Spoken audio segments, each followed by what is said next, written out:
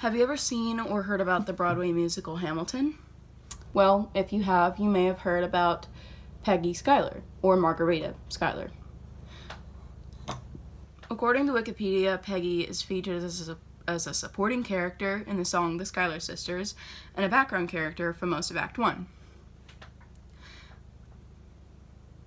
She really should have gotten more than that, because she was actually a really interesting person, which is something a lot of people don't really know.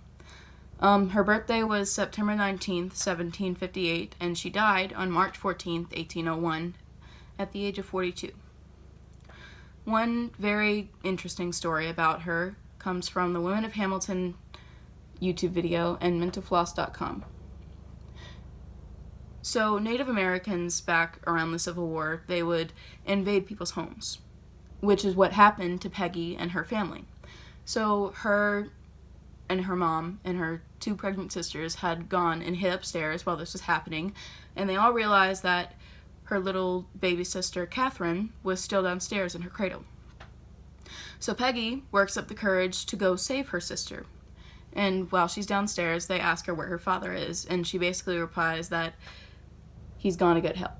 So they all get scared and they all run away. But legend says that while she was trying to go back upstairs, there was a tomahawk that was thrown at her head, which is, I think, an axe, and the mark is still there on the banister at the Schuyler Mansion. Another interesting point about Peggy was her marriage. She was 25, and she fell in love with a 19-year-old, Stephen Van Rensselaer, and he was also very rich. So that was fine, and he was a distant cousin. Believe it or not, her father disapproved of the marriage because of the age difference. So what they did was they went and got eloped.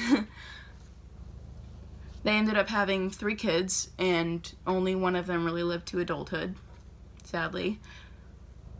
And they basically lived happily ever after, I guess. My last point about Peggy is her personality. The Women of Hamilton music video cites her personality as loud, sassy, sarcastic, and vain, which is why a lot of people didn't like her.